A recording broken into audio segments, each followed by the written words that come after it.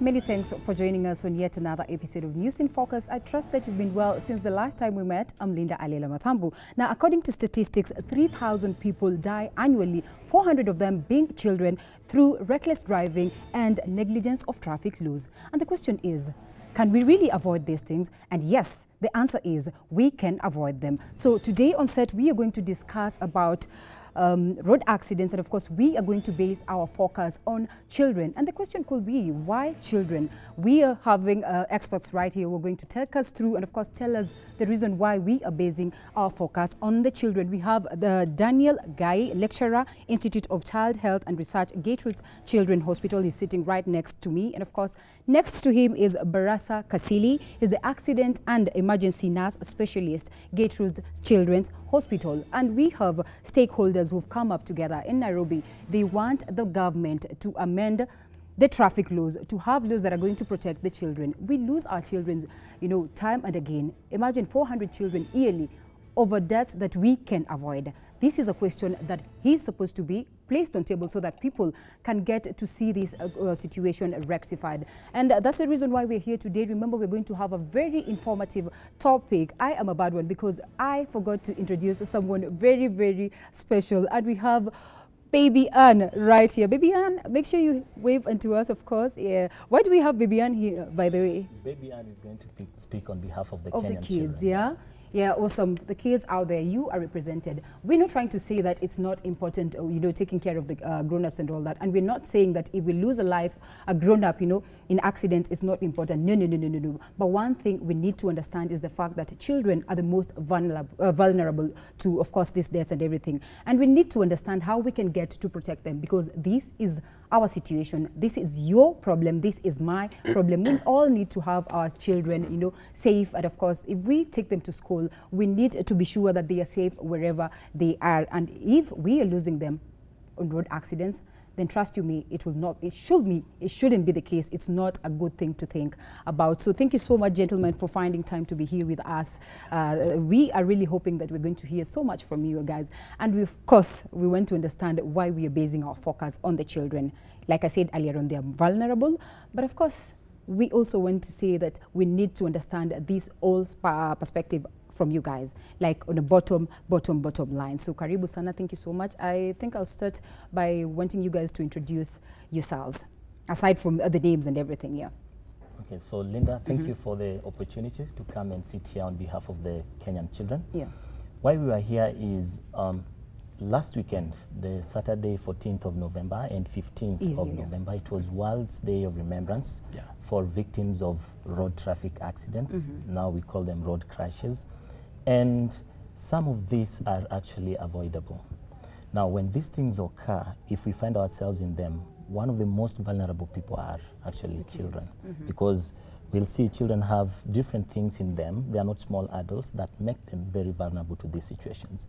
So here we have two hats. One is Kenya Pediatric Association, who have brought up a group of experts who actually have a lot of passion for children. And the Gertrude Children's Hospital, we know it's the only pediatric hospital specialist in the region. They came together with other partners from the government, private sector, and county governments to look at ways of protecting the rights of the child and ensuring that they are safe whenever they are on our roads. So I think we need to talk about road safety, Why the attention? Why all this blue and everything? What are the differences, of course, that make children a bit more vulnerable as compared to adults? And Okay, Baby Ann can also tell us, because she feels different from adults. Like you can see, babies or children usually, we have different age groups. Baby Ann is an infant. An infant is a child below 1 year. So from birth to 11 months and 29 days, we call them infants. And then we have older children, of course, that will now be age that we have toddlers, and then we have those who are preparing to go to school, and then we have the school-going children, and then, of course, up to teenage, we still consider them bigger children. If you look at Baby Ann here with me, children have a bigger head in relation to the rest of their body. Of the body. So if you are looking at an adult comparing to a child, just subtract some part from the head and add to the legs. Adults will have long limbs and smaller head. Children will have bigger heads. Okay, this big head makes them very vulnerable because whenever they're involved in any kind of crash and they fall down, the most prominent kind of injury they do have is actually head injury. Because if you let baby Ann fall, I don't want baby Ann to fall, but you'll find that the head will hit the ground fast. Yeah. So children are prone to a lot of head injury. The other thing is their mouth is usually small. If you look at a child's mouth, it's tiny. So it makes their tongue big in relation to the volume of their mouth. And whenever they have a reduced level of consciousness, the tongue can easily fall back on their throat, and that will block their airway. And a child will actually die because they are not able to breathe. The other thing are just secondary problems. Then if you look at baby Ann's rib cage, you'll find that it's shorter compared to mine. I have a very big rib cage. But remember, inside the ribs, there are organs. One of them, on our right, we have an organ called the liver. On the left, we have an organ called the spleen. The ones in children are more exposed because their rib cage is slightly higher. So it means a child, if they are hit by a motor vehicle, they're also prone to a lot of abdominal injury. And when their abdomen is injured, sometimes you can't even see them obviously bleeding, but actually they are bleeding from inside. And you find a child just collapsing and dying because of such kind of injuries. Okay. When we talk of toxic exposures, let's say a tanker explodes on the road, and then there are those fumes that come with the petrol spilling. Children breathe faster than adults. Their breathing rate is very fast. Okay. So that makes them prone to faster intoxication compared to adults, because if you breathe at a rate of 16 in a minute, and a child breathes it at a rate of 30 in a minute, it means they are twice likely to succumb than adults. Okay. And therefore, if we don't put a special focus in them, then it means every time we're involved in a problem with them, anytime they're in a crash, they're likely to die. Okay, quite an informative moment there. For you, I will ask you, Baraza, maybe you can tell us to, in layman's language, you know, minus baby Ann and everything, why does this whole body structure, you know, you call them anatomical structure, make them more vulnerable to accidents as compared to grown-ups, in layman's language, for someone to understand pretty well? Oh, thanks a lot, Linda. Just he has mentioned most of the things that I could have talked about, but in this case, we call it the length, the width of a child at this side, from the front part and the hind part. It's shorter as compared to an adult. So when they are hit, there's a lot of compression, and most of the internal organs are going to be damaged. And also the abdominal wall is much weak, so that it cannot be able to take a lot of pressure. So that's why children are very much vulnerable. Okay. Yeah. And maybe just to add something, you can see their height, you know, children are very short people. Because they're short. So if you are driving on the road, let's say you are reversing. If you're driving, the child is very short, you know, for some reasons can as a pita chini. You might not even be able to notice if they're in front of the car. And they are now vulnerable to being There are two things here. Yeah. I'm not trying to bring up a joke or something. There are two things. This child could be safe because Gary and Zampita, you know, like, you know, I don't know whether you watched this movie. What's it called? I've forgotten the name of the movie. They can be safe at the same time. They can be. But you see, children panic a lot. So when they're in danger, they can't make rational decisions. You know, like an adult, when you see a car coming and maybe you're in that position, you can decide to lie down so that the car can pass over. But the child will start looking at the caregiver, the mother or like, whoever was close to them. And remember, some drivers are careless, they'll just crash them. And that also makes them, when we have the road signs, you see, most of them are tall, they are really long, so a child cannot strain to see them. And even if they see them, they are not intelligent enough to interpret what they mean. So are you trying to say that we should try and, you know, instill this information into them as early as, I don't know, very young, at a young age? The traffic rules and all, because I remember the first time I learned about them, yes, I was in class 3, but it wasn't that clear still, you know, because no one tried to tell us that it's very, very important and everything. So the moment I came to realize them pretty well was when I was doing my driving classes. So is it necessary for us to instill this, like, should we even have it in the curriculum? You see, most of us grew up in the village, Yeah. and Yes. traffic, Sadly enough. road crashes were not a common thing in the villages. But if they occurred, there would be one in maybe 1,000, but very fatal and serious one. Nowadays, because our economy is also growing, many people are moving to urban centers, and their children are born in urban centers. Yeah. They have to wake up early, use our roads to school and back home, go to church using the roads. So it becomes a critical aspect of our curriculum to teach children on road safety if we want to really keep them safe. Yeah. And we should have this curriculum taught in school as early as they can be. And we should also have institutions that are dedicated. Like now I told you, the Gertrude's Children's Hospital on road safety and Kenya Pediatric Association, they have even ways of teaching children on how to read road signs and also how to cross the roads. So it becomes a very critical aspect. Speaking of that, of course, it brings me to the point of mitigation, you know, the measures that we should put in place so that we ensure that our kids are protected, you know, when they are going to school and anywhere when they are using the roads. And of course, for us guys who are using the roads also to be careful when you're on the roads. We'll ask you this. Those are just some of the mitigations that we can put in place. Yes. Maybe what are these other things that we can do, you know, as a country? And even the government, we also want the government to hear this and at least get to know. You understand that we are pushing for the bill. Yes. Well, how far it is, we're not sure about. But then maybe you guys can tell us what are these other things that we can do that we have not been doing. Yes. Since you say that some of these situations can be avoided. Yes. Thanks a lot, Linda. Yeah. I'll not talk. I'll start on because the safety of the child is most important and is on a first of all a personal basis. Yeah. First of all, for us to prevent all this, we should be able to at least be able to teach the basic first aid to our maybe house girls in where with the people that we are living with, or those people who are taking care of the children. That one will be able to help us that in case of anything, like maybe, for example, a child has had a fall or somewhere, somebody will be there to help because you are taught. Yeah. Yes. And also in regard to when we are walking on the road, when we teach these children earlier on, it will be easy for us to be able to help them because they will be able to observe road signs early. Yes. Okay. Yeah. Something else that you'd want to talk on to the mitigation measures? Yes. Thank you, Barasa, for bringing up those aspects. And we really have a lot to do. Linda, let me just ask you, in your car, you have a first aid box, right? Why do you have it? Because the policeman said we need them in the car. Yeah, you need them. Of course, so -8, you're going to go inside the bus. Yeah, you don't want to get into trouble with the police because they said it's a policy. But then, have you ever thought as parents or as people who handle children that what is actually inside the first aid kit? When was the last time you checked the content? And what content do you have? I'm sure some of you just bought them from their colleagues. They don't even know what is inside that content. So we need to have our first aid box in our cars, in our school transport vehicles, in public service vehicles, well equipped. And the government should come with a policy to reinforce this so that the policemen will not only be shown the red cover of a first aid box, but what is actually inside that first aid box.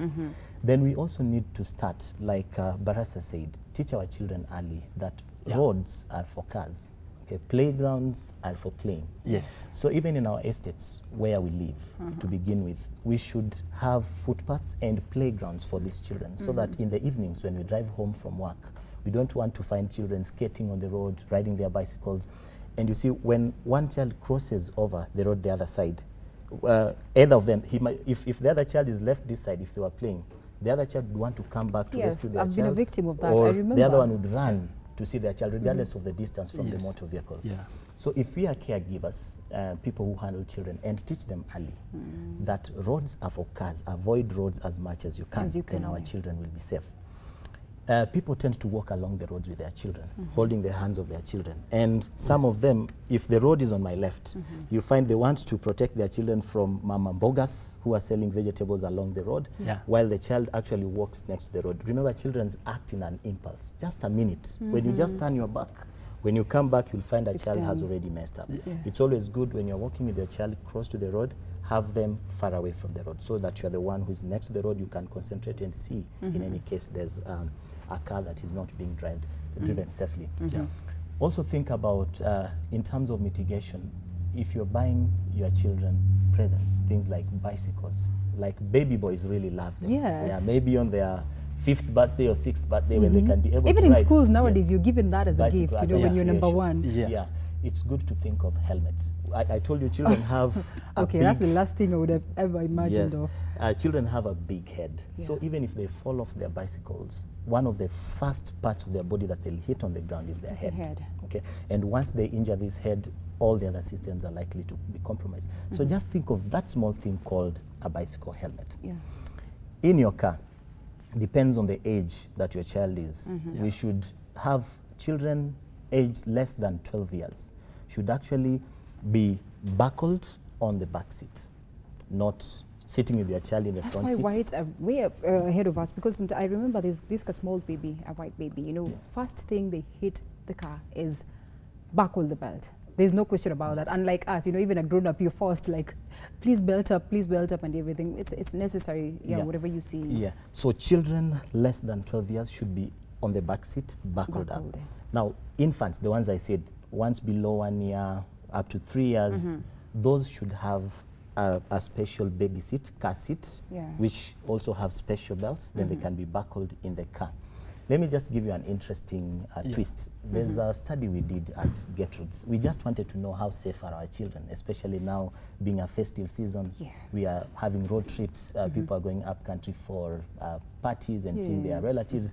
So we had green tags to identify a car where a child was safely put in the car, and red tags to show cars where children were in danger. So where children were in danger were where children were below 12 years were in the front seat, either carried by their mothers, or now a 9-year-old buckled up in the front seat and the dad is driving.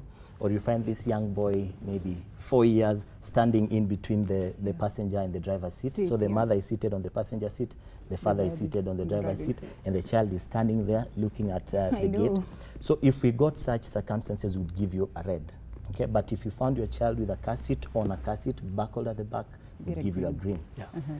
It was just a twinkle of an eye, and all the reds were finished. Wow. So I can say out of the first 50 who came in, about 40 of them got the reds. Oh my God. So this is just a small population of our country, and it tells you what goes out on there. Children are really in danger. Oh yeah, I agree with you. Before we even go to the government, before we even go to the point of saying that we need this bill amended and everything, we need laws to protect the children. It all starts with us. Let's talk about the schools a bit, you know, the teachers, how they handle our kids. Remember, when we were celebrating on Saturday, you said it was on Saturday, yeah? I remember there was this lady who cried so much because she lost her baby, you know, in an accident, Mama Bradley. But there was Baba Bradley and there was Mama Trevor. Mama Trevor. It was such a painful thing to see, you know, just seeing a mummy crying like that and everything. And she says it's out of carelessness. We're not trying to say that teachers out there are not very careful or anything, but what are these other measures that we can put, you know, in our schools and everything? And is it necessary to take your kid to a very far away school, you know, such occurrences, you know, at some point they cannot avoid the roads? Yes.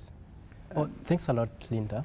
I believe referring to the case that we had for Trevor and Bradley, when, you know, we are taking our children to school to study, to learn. But little do we know that the teachers who are teaching these students have basic life support for these children. If really we have a curriculum in schools that will comprise a teacher having basic life skills, saving life skills, it will be easier. Because some of the injuries, yes, they can happen. But as they happen like that, if somebody is able to salvage this child as early as possible, it will be easier. But if you are there trying to panic, to do things that are not really, that cannot save the child of the life of the child, that one we are going to lose the child. So my way of thinking, if we really do a lot of basic life support in in schools, it will be very good for us to help the students in case they are involved in any. Yeah, awesome. You mentioned something to do with, you know, how we handle after the occurrence, you know, this Yes. has happened already. Yes. We cannot ignore the fact that, yes, it happens. Yes. The things that we would do, you know, the measures that we will take, and not really the measures, what are we supposed to do in the event of an accident? It has happened. We have injuries and everything. But before we go to that, of course, we have a presentation coming up for you guys. That's why you need to stick around. You need to be there so that you can get to understand, you know, what these gentlemen have for us. It's quite an impressive and informative also presentation for you, so that you get to know how you're going to handle things here and there in case of an accident. Before we even go to that, we need to know whether we've exhausted all the measures that we need to place on table, so that at least we can be sure that before we even go to this accident or anything, before we start pointing fingers at the government, we are good enough. Yes. Okay. To add something about our schools, if the school proprietors, the owners, would be honest with us, what kind of vetting do they take their drivers through to ensure that the driver who drives this school bus, which has 60 children or 30 children, is qualified, is competent, is sober, and is of sound mind at any given time? Because I find most of our school owners behave like any other businessman, and they want cheap labor.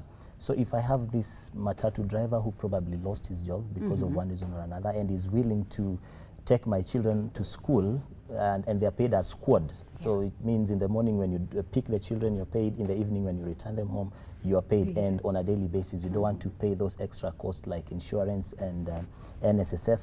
Then it becomes very hard to even think if your child is actually safe in that school bus.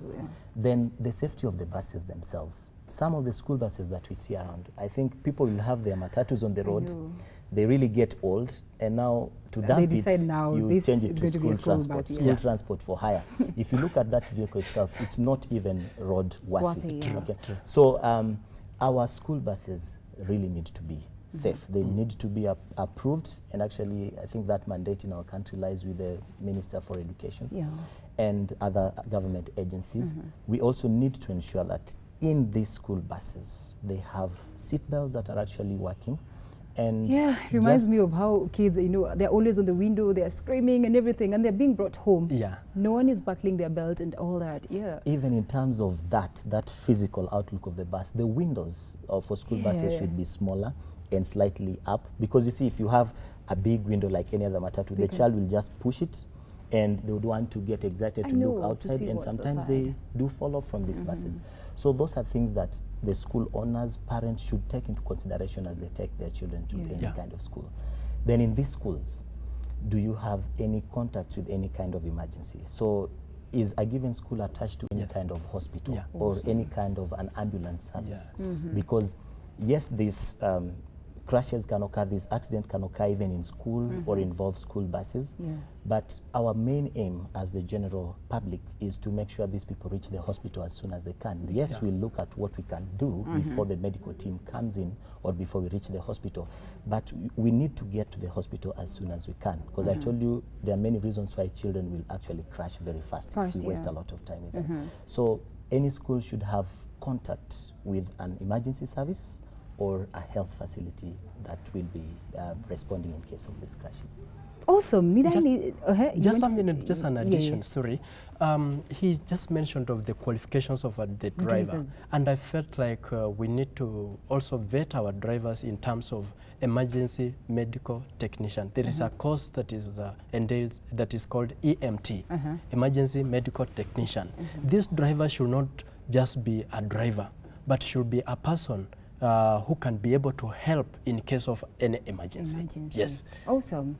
We need to know all this, quite informative. I mean, the nitty-gritty details that we've been ignoring, they're quite important. The things that we ignore and later on cry, later on complain, later on point fingers. And they're simple things that we can work on. I'm not going to say much. We are going for a short break, and of course we'll be right back with more information for you. We have baby Anne here, and of course her brother is coming on the way, so don't go anywhere. We'll be right back after this short break.